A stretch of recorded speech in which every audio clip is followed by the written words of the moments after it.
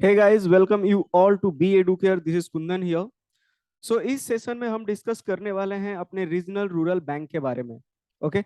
बहुत सारे लोग ऐसे होंगे जिनको मालूम नहीं होगा रीजनल रूरल बैंक का हिस्ट्री क्या है, कैसे हमारा ये बैंक आया फोकस में। ठीक है। सो हम लोग all about regional rural bank के बारे में यहाँ पर डिस्कस करेंगे। सो सबसे फर्स्ट जो हमारा आरआरबी है, ये जो टाइप है ये कैसा टाइप है, तो गवर्नमेंट ऑन बैंक है। ओके, यानी गवर्नमेंट बैंक है। इ- किस इंडस्ट्री से बिलोंग करता है, तो इंडस्ट्री आपका बैंकिंग फाइनेंशियल सर्विसेज। ओके।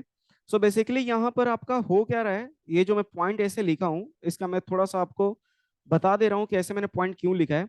सो हमारे SBI clerk PO, IBPS clerk PO and IBPS RRB clerk PO के मेंस एग्जाम में एक दो क्वेश्चन हर साल आपके आरआरबी से रिलेटेड क्वेश्चन होता है। ओके।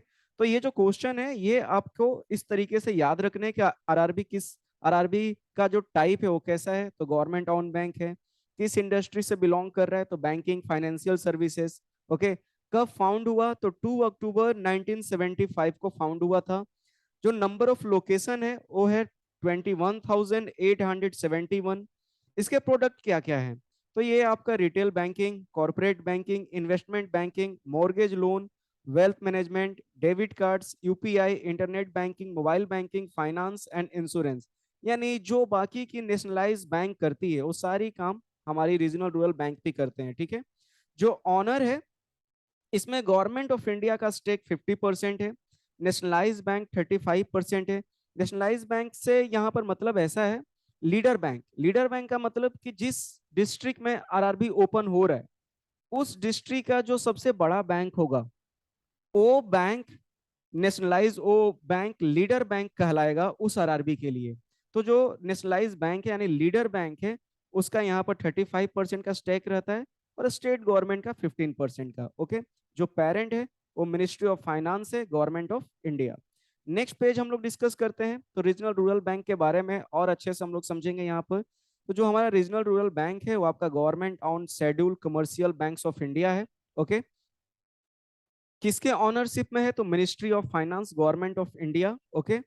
और इसका जो मेन फोकस था वो था प्राइमरी सेक्टर को बढ़ावा देना, रूरल एरिया को कवर करना, क्योंकि गांव साइड के जो लोग थे वो बैंकिंग सिस्टम में बिलीव नहीं रखते थे, वो लोग अपने पैसे को घर पे रखना पसंद करते थे।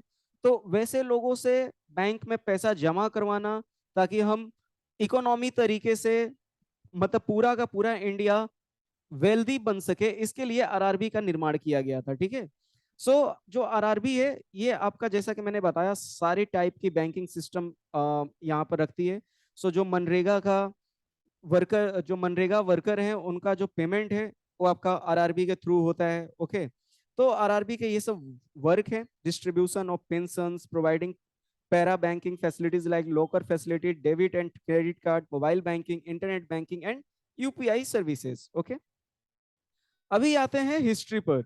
जो बैंक का नेशनलाइजेशन हुआ वो 19 जुलाई 1969 को, उस टाइम के जो प्राइम मिनिस्टर थे इंदिरा गांधी, उन्होंने अनाउंस किया कि हम 14 बैंक का नेशनलाइजेशन करने जा रहे हैं। और जो इसका ऑब्जेक्टिव था वो बहुत ही सिंपल था कि हम प्राइमरी सेक्टर यानी जो रूरल एरियाज हैं वहां पर बैंकिंग सिस्टम को लेकर जाएंगे। ओके। यहाँ पर क्लियर यहाँ पर सेंटेंस है, people's confidence was very low in banking which was a major obstacle in the expansion of banking in India. Nationalization of bank changed the fate of rural areas. ठीक है। तो 1969 में हमारी तब की जो प्रधानमंत्री थी इंदिरा गांधी ने, उन्होंने 14 बैंकों का नेशनलाइजेशन कर दिया और उनका मानना था कि अगर ये बैंक ग्रामीण क्षेत्र में जाएंगे तो हमारी जो इकोनॉमी है वो और ग्रोथ करेगी। बट हमारी जो नेशनलाइजेशन बैंक थी उस टाइम की, ठीक है, उन्होंने गांव में जाने से मना कर दिया, बोले कि हम गांव में जाकर बैंक अपना ब्रांच ओपन करें बट वहां के जो पब्लिक है वो पैसा जमा ही नहीं करेगा तो बैंक का प्रॉफिट कैसे होगा। ठीक है। तो जो मेन ऑब्जेक्टिव था प्राइमरी सेक्टर को बढ़ावा देना वो इस नेशनलाइजेशन में हुआ नहीं। इसके लिए नरसिम्हन कमेटी बनाई गई। ओके, आप यहाँ पर देख सकते हैं नरसिम्हन कमेटी। इन्होंने आइडिया दिया गवर्नमेंट को रीजनल रूरल बैंक ओपन करने के लिए कि ग्रामीण क्षेत्र के लिए स्पेशल ग्रामीण बैंक ही ओपन किया जाए। ठीक है। तो यहाँ पर क्लियर जो आपको एक्ट है जो भी हमारे ऑर्डिनेंस पास हुए हैं ये डेट आपको याद रखने हैं.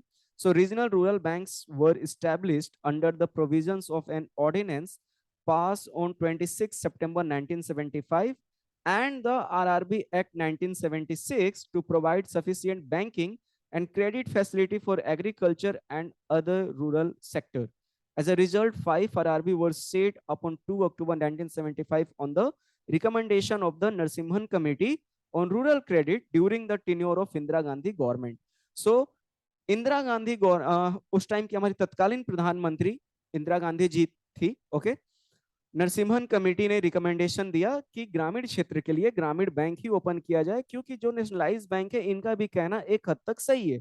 ओके. कि इनके ऊपर लोड बहुत आ जाएगा, अगर ब्रांचेस ज्यादा होंगे तो लोड बहुत आ जाएगा. सो ग्रामीण क्षेत्र के लिए हम स्पेशल ग्रामीण बैंक का ही एक पूरा का पूरा एक सिस्टम नया तरीके से तैयार करते हैं. और उसी रिकमेंडेशन नरसिम्हन कमेटी का रिकमेंडेशन पर 2 अक्टूबर 1975 को हमारा पहला ग्रामीण बैंक ओपन हुआ. जो पहला ग्रामीण बैंक था वो था आपका प्रथमा बैंक. ओके. और इसका जो हेड ऑफिस था वो आपका मुरादाबाद में था. मुरादाबाद उत्तर प्रदेश में आता है. Was the first RRB. Okay. And इसको स्पॉन्सर्ड किया था सिंडिकेट बैंक ने. जैसा कि मैंने आपको बताया था, नेशनलाइज बैंक या लीडर बैंक या स्पॉन्सर्ड बैंक, ये तीनों नाम एक ही चीज है. ठीक है. तो जो हमारा पहला आरआरबी था वो था हमारा प्रथमा बैंक मुरादाबाद में, और इसको स्पॉन्सर्ड किया था सिंडिकेट बैंक. और इसकी जो कैपिटल थी वो 5 करोड़ रुपए थी उस टाइम. ठीक है. बाकी के जो 4 हमारे आरआरबीज थे वो थे हमारे गौर ग्रामीण bank sponsored by UCO bank, Gorakhpur क्षेत्रीय ग्रामीण bank sponsored by state bank of India, Haryana क्षेत्रीय ग्रामीण bank sponsored by Punjab national bank, and Jaipur Nagpur आंचलिक ग्रामीण bank sponsored by UCO bank. Okay. अब जो इंपॉर्टेंट गोल था आरआरबी का, आरआरबी ओपन करने के लिए, वो था to develop primary sector. Primary sector को बढ़ावा देना है, यही इंपॉर्टेंट गोल था. ठीक है. रूरल एरियाज में पहुंचना है. जो गांव के जो पब्लिक हैं उनको बैंकिंग सिस्टम में बिलीव करवाना है.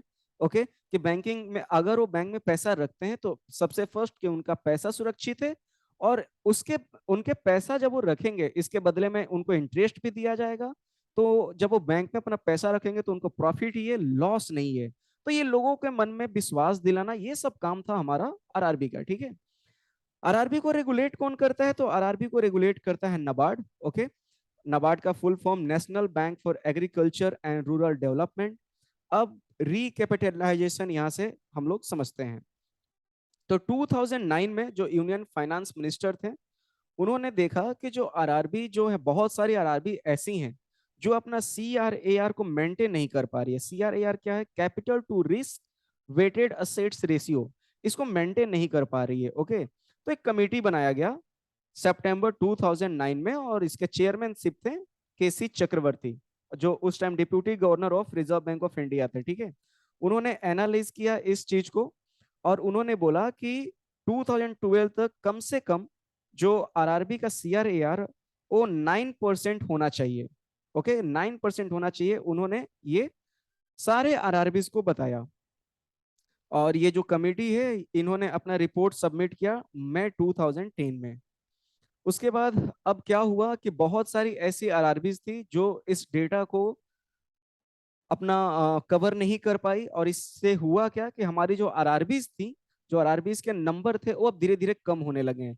ठीक है. So RRB periodically go through a process of amalgamation. In January 2013 25 RRBs were amalgamated into 10 RRBs, totaling 67 RRB. In March 2016, there were 56 RRBs covering 525 districts with a network of 14,494 branches. As of 1 April 2020, there are 43 RRBs in India. Okay. और अभी जो नारा एक लगाया जा रहा है, one state one RRB. अब जाहिर सी बात है कि बहुत सारे स्टेट ऐसे हैं जहां पर 2-2 या 3-3 आरआरबीज वर्क करती हैं. तो ये गवर्नमेंट का मानना है कि वन स्टेट वन आरआरबी रहेगा तो एक बैंक का डेवलपमेंट होगा, तो इकोनॉमिक ग्रोथ अच्छे तरीके से होगी. अलग अलग बैंक रहेंगे तो लॉस गवर्नमेंट कितने मतलब आरआरबीज का लॉस को गवर्नमेंट कंट्रोल करे. इसीलिए अभी एक नारा लगाया जा रहा है, one state one RRB. Okay. So I hope कि आरआरबी क्या है, रीजनल रूरल बैंक क्या है, इसका ऑब्जेक्टिव क्या था, ओके। और हमारे प्राइमरी सेक्टर के लिए, रूरल एरियाज के लिए हमारे जो आरआरबीज हैं, रीजनल रूरल बैंक है, ये कितने इंपॉर्टेंट है, ये आपको समझ में आ चुका होगा, ओके। अगर वीडियो अच्छी लगी हो तो प्लीज वीडियो को लाइक कीजिए। अगर हमारे इस चैनल पर आप नए हैं तो प्लीज हमारे चैनल को सब्सक्राइब कीजिए। वीडियो को ज्यादा ज्यादा शेयर कीजिए ताकि दूसरों तक भी ये इंफॉर्मेशन पहुंच सके, okay. So thank you everyone, bye bye, take care, जय हिंद।